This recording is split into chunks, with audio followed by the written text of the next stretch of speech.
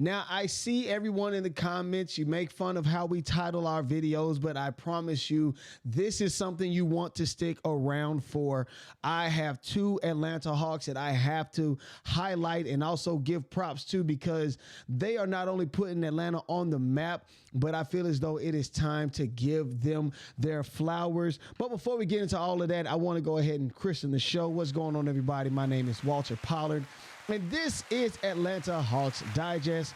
Of course, when you get all your news and your Hawks information and all that good jazz, you know, I'm glad that you guys have stopped by to keep watching. We are down to the last, seven games left in the season. I mean, it is crunch time. And again, I want to point out to you guys, I'm keeping my eye out for that number 6 spot. I've kind of had this love-hate relationship for it. I just kind of forgot about it a little bit a while ago, mainly because I felt as if it was Detroit's, and it was Detroit's alone. Well, Detroit has now moved up to the number 5 position. Milwaukee has fell down to the number 6 position. And in my honest hopes, I feel as though they continue to fall down into the play-in tournament, thrusting the Atlanta Hawks up, as well as we are one game ahead of the Orlando Magic. So again, doesn't necessarily get us out of the woods from what it looks like. We're still in the Atlanta Hawks Invitational, but if we can do what we need to do, starting tonight versus the Trailblazers, if the Atlanta Hawks can do what they need to do,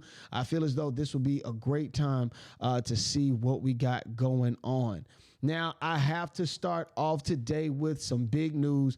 Trae Young has a brand new position, and I think it's time for you guys to take a listen. I'm excited to announce that I'm accepting a role with OU basketball.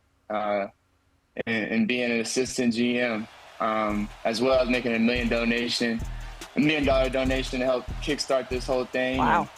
And, so it's exciting to be a part of this, and being from Norman and playing there, obviously, it's exciting times, and I'm looking forward to being in this new role. This is pretty incredible. $1 million donation and taking on the role of assistant general manager here at your alma mater. And this is coming, Trae, just weeks after Steph Curry became the first active player in major United States professional sports to take an administrative job at a college. So you're joining a very, very small and exclusive fraternity here. What made this the right time to get involved? Well, I think obviously today the game has changed, and with NIL and college basketball, the way it's changed, I think it's a perfect time for guys to be more involved with the schools that make them who they were, or help just kind of push them to be who they were. And I know for someone like Steph and me, I mean, we represent our schools off the court and in the locker rooms and talk trash all the time. So now to be able to even represent even more, it's going to be even more special. Of course, that was Trae Young talking to NBA Today. He basically just said it all. Young will assist the Oklahoma Sooners in evaluating high school players, transfer portal guys. He's going to be negotiating different contracts, NIL contracts for these different players. And I find it to be interesting mainly because this is something that we have seen in the last couple of months. We see that Steph Curry has become Davidson's general manager for that university, and now he will be doing the same. Well, of course, he started it.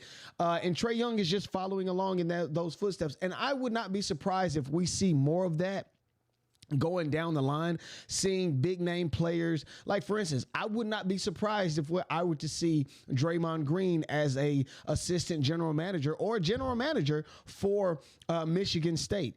You dig what I'm saying? These schools now are in a situation where the NIL is getting bigger and bigger and bigger, and there needs to be someone to advocate not only for the students but also for the university and manage what's being given to whom, it's given to. So I like this move by Trae Young.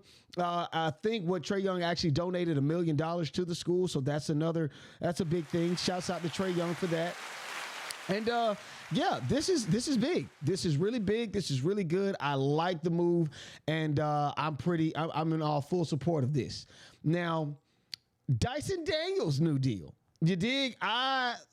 Let's start off by doing this first, okay? Let me go ahead and first show you guys Trae Young basically advocating for Dyson Daniels getting the Defensive Player of the Year award, because I'm going to dive into that after we talk about Dyson Daniels' new deal. Yeah, I mean, I don't think I've ever played with a guy like Dyson with the way he can get steals and just reads on the defensive end. I mean, he's a one-on-one type of defender, on-ball defender. So he's definitely unique in a lot of ways. So him setting the franchise record in steals in his first year with us, it's not surprising after getting to know him and being around him and playing with him for this year. He'll probably break his own record next year. So it's good he's setting the bar for himself high right now.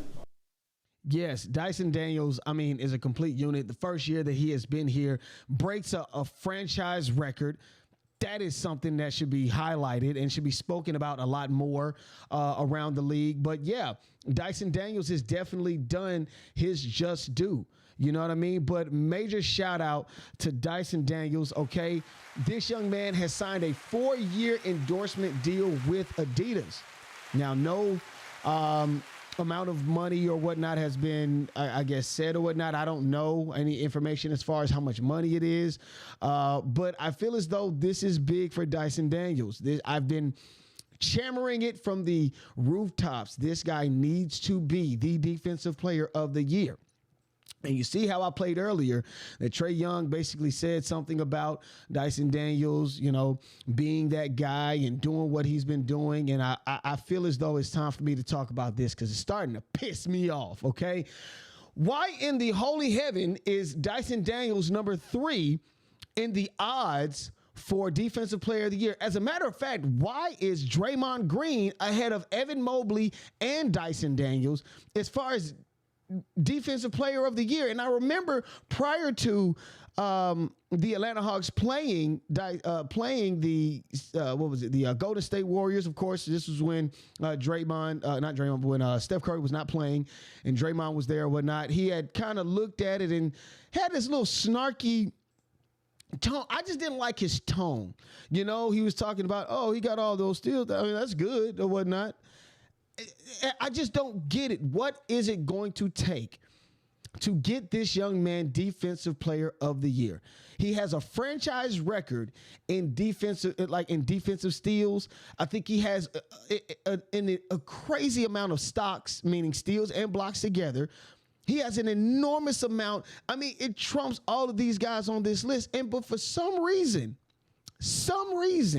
Dyson Daniels is number 3. I need for you guys to explain to me, like I'm 4 years old, why is Dyson Daniels, again, number 3 on this list as far as player odds to become the Defensive Player of the Year? Please explain to me like I am a kid, because I do not understand it. I've spoken to somebody about it once before. They said it's historically been a big man award, power forward, center award. The only other guy that was a guard that won it was Marcus Smart a few years back when he was with the Celtics. And then prior to that, it goes as far back as Michael Jordan. So those are the only 2 guards that I can even think of that has done that. But since then, again, this guy has a franchise record. He has been doing it. Now, again, I will say, I feel as though the media is starting to get hip to this guy. I mean, he was on the post-game show last night talking with Maya Moore, Vince Carter, and crew. So it was definitely cool to see them talk to Dyson Daniels, talk to him about his deal, talk to him about how he plays the game. So the national media is starting to get some type of recognition on this young man. But when we go back to the player odds, dadgummit, and I'm trying my hardest not to cuss because it just doesn't make any sense. That's the one thing. I like to try to break things down to its most common denominator. And this does not make sense. I'll give you guys another angle just so that you can look at it really quickly. But this is huge still. It just doesn't make any sense. I'm excited to announce that. Let me get these out of here real quick. Yeah. It just doesn't make any sense to me. And I do not appreciate, this aspect of how things are going. I just don't appreciate how the media, now I wouldn't say the media, but just how in general everyone else is looking at Dyson Daniels in this, because I feel like he should be the Defensive Player of the Year. I don't see Draymond Green I just don't see it. Please explain. I'm asking all of you in the comments, definitely, please explain to me why you feel as though, or explain to me why Dyson Daniels just doesn't deserve it. But just moving forward really quickly, tonight's matchup versus the Portland Trailblazers. I mean, just putting it simply, I wouldn't say that this is an evenly matched game, but the Trailblazers, there aren't no slouch, okay? 32-43. Though they are on the bottom end of the Western Conference, they're still a team that could beat us. Unfortunately, the last time we played them, we actually lost to the Trailblazers. I want to say 114 to 111, something like that. So again, this is something that we definitely need. Of course, the injury list is still long, filled with names like Larry Nance Jr., who's out for the season now, Kobe Buffkin, who's out for the season, Clint Capela, Keaton Wallace, Jalen Johnson. So, yes, this list is extensive, but looking on the brighter side of things, the Trailblazers, they're averaging about 112 points while they're giving up about 114 points. And then on the flip side, you check out the Atlanta Hawks. And I want to say, yeah, the Atlanta Hawks, they are averaging, well, let's say this. They're shooting about 47% from the field. You dig what I'm saying? It's about half a point lower, you dig what I'm saying, than before when they played them. But again, this is a game that the Atlanta Hawks definitely need, especially if they want to find a way to the number 6 seed. Again, I'm holding out as much hope until the season is just over with completely. But again, tonight is the night that the Atlanta Hawks get on the road and they get started and they try to make it, just continue to make a push.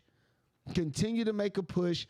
Again, Milwaukee, they have some issues. They got some things that they need to deal with, but it's definitely good that the Atlanta Hawks are on the move tonight. But with all that being said, I'm going to relax. I'm going to take a breather, go drink some water or something or some tea and calm down. But please, again, let me know in the comments and explain it to me like I am 4 years old. Why in the holy heaven is Draymond Green ahead of Dyson Daniels in this year's Defensive Player of the Year award? Because it just doesn't make sense. Yeah, like I said, with all that being said, my name is Walter Pollard. This is Atlanta Hawks Digest, and you know what all it is, man. I'm signing out. Peace.